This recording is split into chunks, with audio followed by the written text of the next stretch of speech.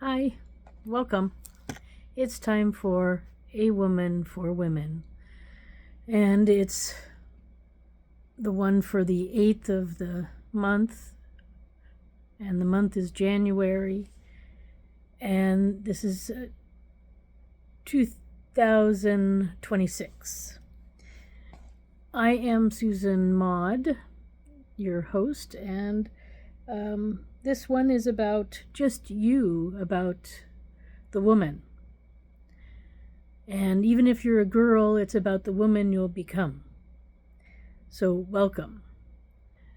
And what I would first like to say is that it's the beginning of the year, and it's always a good time to get your goals in order at this time of year. Now, if you have a different pattern, then do whatever pattern suits you, or play this video then when you would normally do your goals. But if you don't normally have a pattern for setting goals or planning out a year, now is a good time to do it. And even I have to do it for myself. This week just got really busy and I ended up not having time.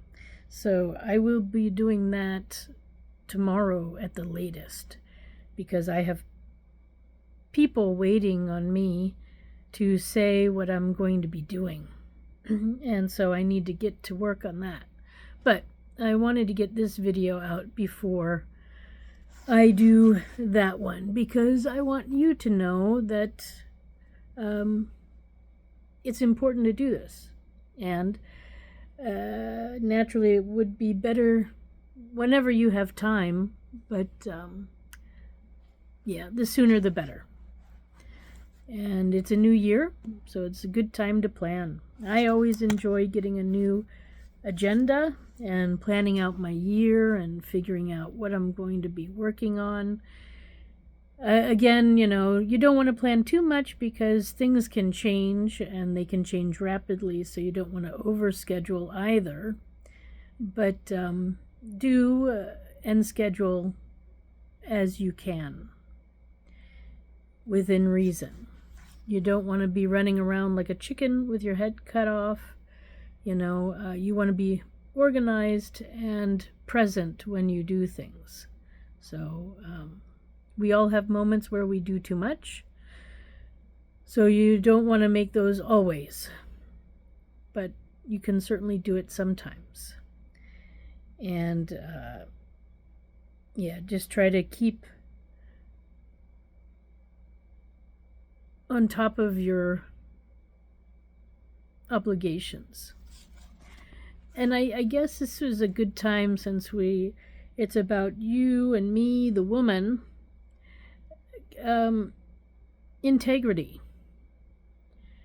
Doing what you say and saying what you do. Lots of people say something but do something else. So I find it's best not to overpromise and not to commit to things that I know I may not be able to do. It's okay to say no. Let me repeat that. It's okay to say no.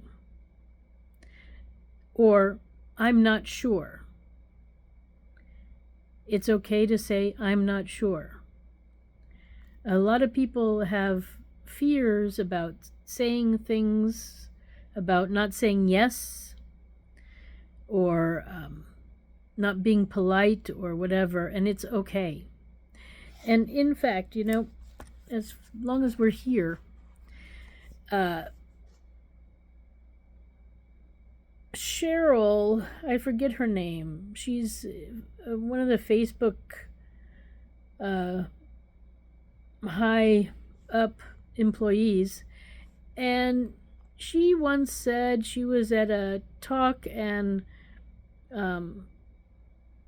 said she was only going to take like one more question.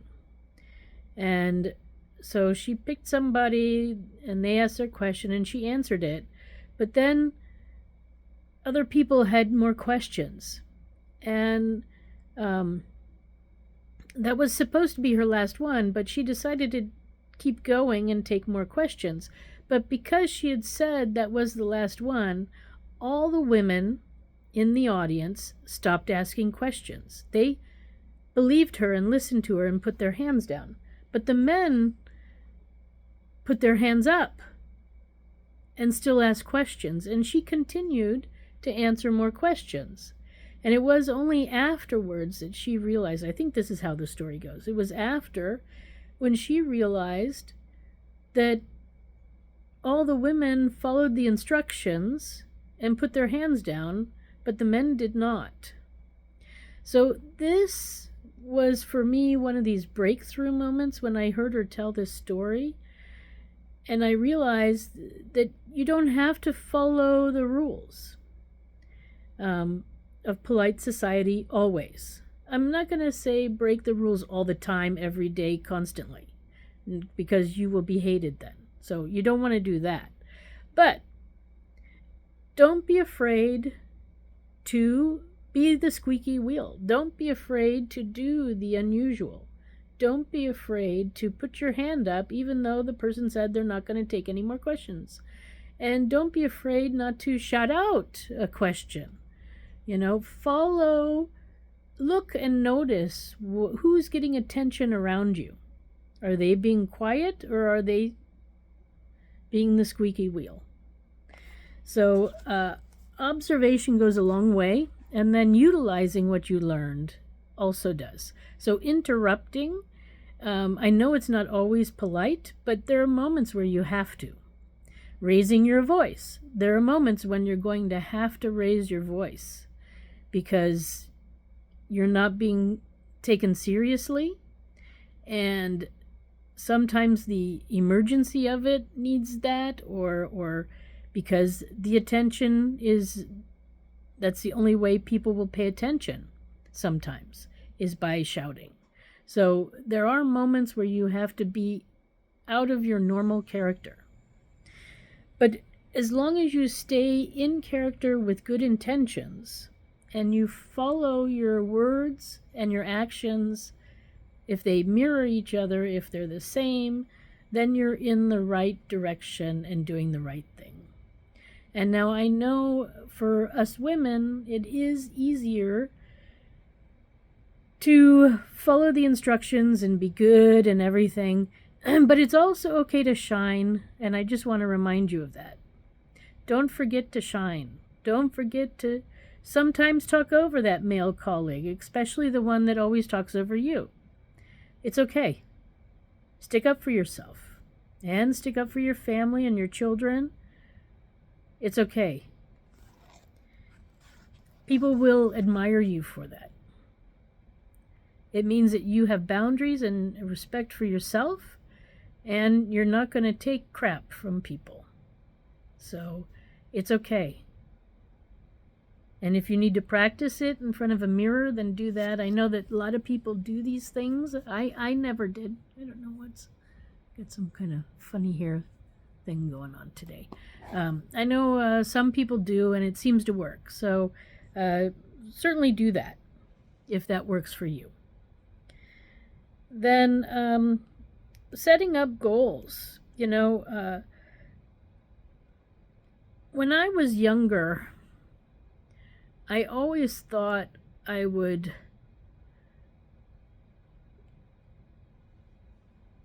how can I say, be exactly kind of where I am right now. I'm an artist, I'm a mother, and I'm running for president and communicating with important people, working with organizations for the betterment of humanity. And this is exactly what I wanted to do.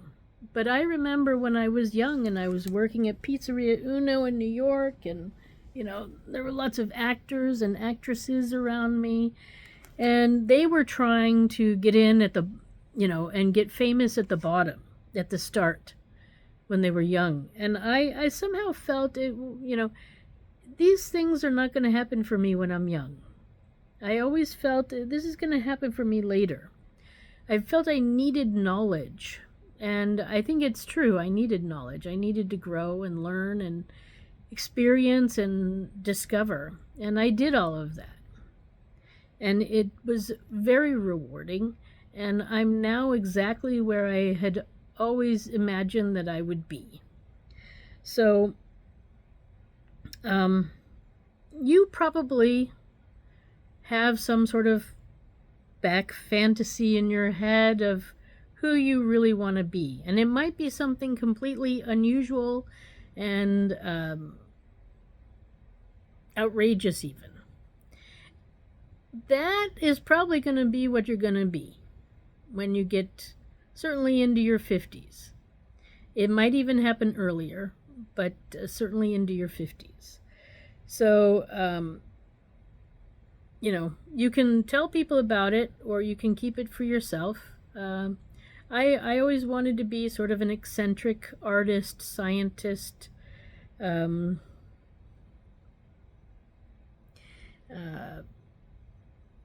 of Renaissance woman, and experimental. And that is exactly what I'm doing. What I didn't know was that I had a talent for solving big problems and being sort of out there in the world, doing public speaking and advising all sorts of people. So that was not in my big plan, but I like it, and I've taken that role on too. So that would be candidate Susan. That's, the one who ran for president and is influencing our leaders. When you're a candidate, especially with the Green Party right now, they have a questionnaire that they have their candidates fill out, and people look at those. Important people look at those to see what people are saying and to get good ideas for the country. So it is a great opportunity to influence. And I think as a woman who did, grew up after the rule, like you had to get a man and get married and have kids, I was in the generation where they started saying, no, you got to get a career. So I did the career thing, and then I decided, no, I wanted a family, so then I did the family thing, and now I'm back to the career thing. So I'm like one of these that, I have a break in my career, and I don't know where I was going with that. But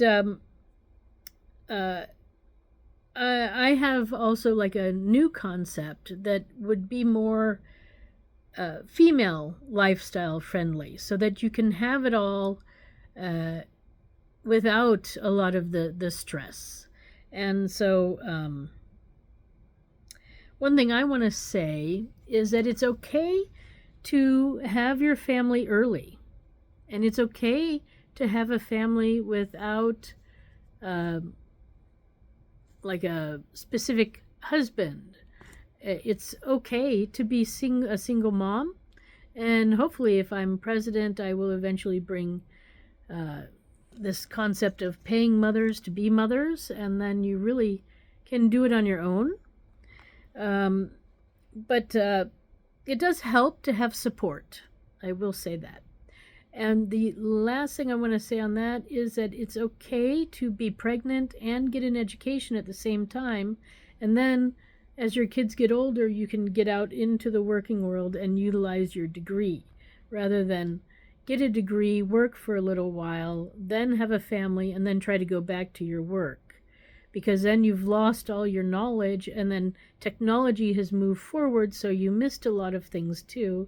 And so you spend a lot of time trying to catch up. So these are things that I think, our lifestyle might be changing. So just be aware of it and be open to what life throws at you. But I guess I like I said, I had always wanted to be here, but I knew to get to where I am now, I had to do a lot of learning. And I'm not sure what your thoughts are or what kind of role in the world you want to play. But don't, how can I say it?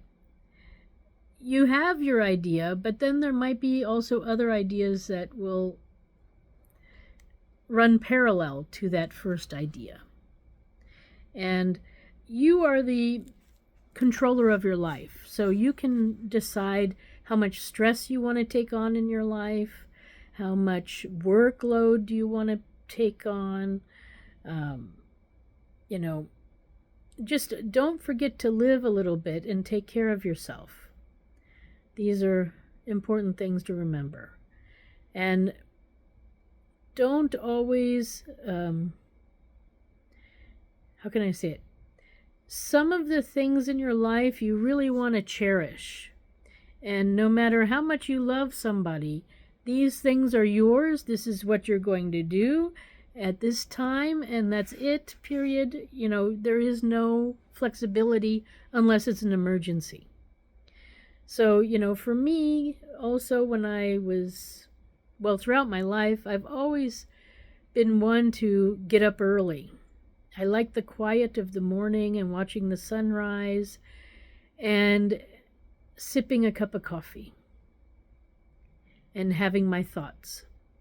And this is crucial for me to have a happy day. If this doesn't happen in some way at some point during the morning, I am just, you don't want to know me.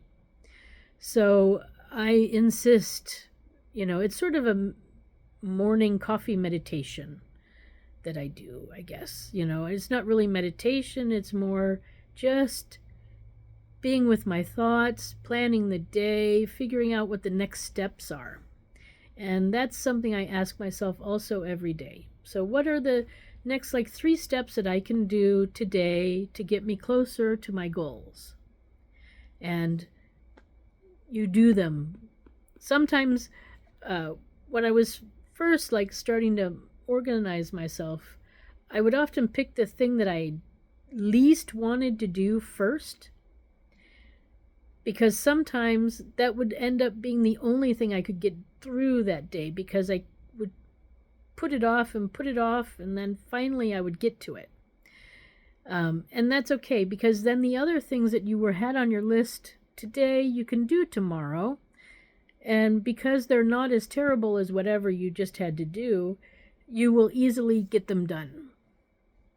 So, start with your least favorite thing first, unless you are somehow inspired, and then write down your inspiration and then move back to that, But, I highly recommend that you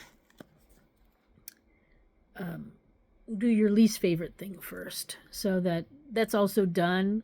Then it's not weighing on you the whole day, oh, I've got to do that still, So it's best to get it done, and then you're ready to go the rest of the day, and you're looking forward to it. And sometimes you might have 2 things that you don't want to do. I'm going to say try not to schedule those on the same day. And if you know something, like you have to call your electric company, and whenever you call, it's like a nightmare and it takes an hour and you're on hold and blah, blah, blah, irritating things too can also be, just the one thing to do today is that, because it's important, it's got to be done, and so you got to get it done. So there are different things that to move forward, you just got to do. There are the irritating things and the things you don't really want to do, but they got to be done. So give yourself space to do it, and maybe even celebrate after, whether it's an ice cream or a tiramisu dessert or a glass of wine, whatever the case may be. So treat yourself well after and celebrate that you did that hard thing. Okay. And so setting up goals, yeah. So you have in your little head, you have your dream, your fantasy, when you know you're there, you'll know you're there. Job, career. And so keep that in mind and think about it. And, you're never too young to take bold steps and do things that you never thought you could do. Like for me, I wrote back in 2022 my very first lawsuit, and it was so successful. I had governors and representatives in the House doing all, and attorney generals, or no, what is it? Yeah, it doesn't matter. But people in the state government and in the federal government very concerned about the things that I brought forward about registering to vote and our illegal, corrupt voting system that we have. And yeah, so what I didn't know was I put too much in my lawsuit. So beginners, whatever, I didn't do it right. But I have another one still pending with the Supreme Court. Now, I almost failed English. And for me to be able to discover the fraud and report it as my own representative, I mean, this is just, had somebody told me when I was 15 that I'd be doing this, I'd be like, yeah, you don't know what you're talking about. I just failed or almost failed English, So don't be surprised at what you're capable of either. You can do a lot. Just you, yourself. And so, yeah, just, I guess, don't try to limit yourself. Don't be your first no. Even if it's somewhat of a crazy idea, as long as you're not hurting anybody or yourself, it's okay to say yes to your ideas. And let the world say no to you. Getting rejected is going to happen. I had a children's book that I sent out many times to about 30 publishers, and it's still not published today. But, as I got older, I realized, and I tried to rework it, and I tried to send it back out, and it kept getting rejected. And then I realized lately that it's actually quite boring. I mean, the illustrations are very nice, which is what I studied at university. But the story is not great, I have to admit. So, sometimes we are not successful, and that's also okay. So you have to try. And even better, you have to do. But sometimes doing is what you do is not working. So then you have to adjust it and go to plan B and do again and see what happens until you get there. So yeah, set up how you want your year to run, when you want to take vacations, who you want to be involved with this year, and what sort of clubs and organizations are you wanting to associate with. Do they align with where you want to eventually go in life? Are they taking you closer or further away from your goals? These are all things you want to ask yourself at this time of year, and put them into your diary or your agenda or whatever it's called in English, American English, in your calendar. Make sure to get all the important things in there too, like birthdays and anniversaries, so you don't miss anything. And yeah. Uh, One thing I do want to mention right now, because it's dark out, I used to live in New York City. And when I lived there, on my walk home from work during the winter time, it was always dark. And sometimes I would notice men um, hiding behind bushes and looking into open windows or windows that didn't have their curtains drawn. And they were, who knows what they were watching or looking at. So you need to be aware that this is happening. And if it's winter time or any time, even if you're on like the lower level, even in summer, people can see in. So don't forget to close your blinds. Don't forget to do these things. Also, voices carry, so don't forget to close your windows too if you end up in a discussion that you don't want to share with the whole world. People are around and they're listening and they're looking. So just be careful. Yeah, and just as an outside thing, this one day I don't know, I must have stayed over at a friend's house or something, but I was walking to the subway and I noticed this man on a hill stopped and he was looking straight. And as I looked at where his gaze was going, he was looking in a window of like a third-story apartment building where there was a woman maybe in her bedroom getting dressed or something. So he was like looking at her.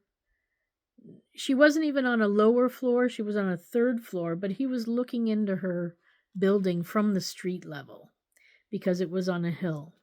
So there are these peeping toms, and who knows, maybe they work together, which would be really gross, or maybe they ride the train together, and that's also gross, or take the bus, or maybe he sits next to her on the bus. I don't know. But, we don't need to invite perverts into our lives, is what I'm trying to say. And my worry is keeping you safe and me safe. So I just want you to know that these things happen, that there are these perverts out there that look into windows, and especially this time of year, it's pretty bad. So just because you're on a third floor doesn't mean somebody can't look in. And then there's, of course, binoculars and things, but I mean, you do have to also have a life. I understand that. But you don't have to invite the perverts in. You don't have to make it easy on them, if you know what I mean. So, I think that's about it. So, I hope this helps you. Perhaps it does. I covered a lot of things. I was trying to keep it, concise, but you know me. I'm not good at that.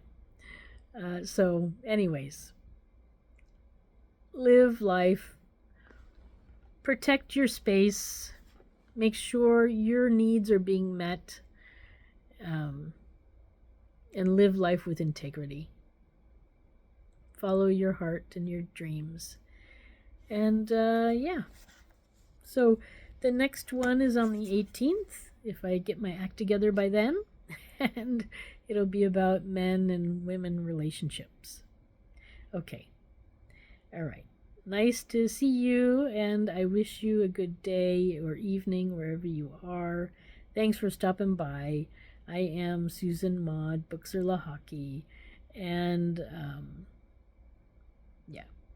That's about it. Take care.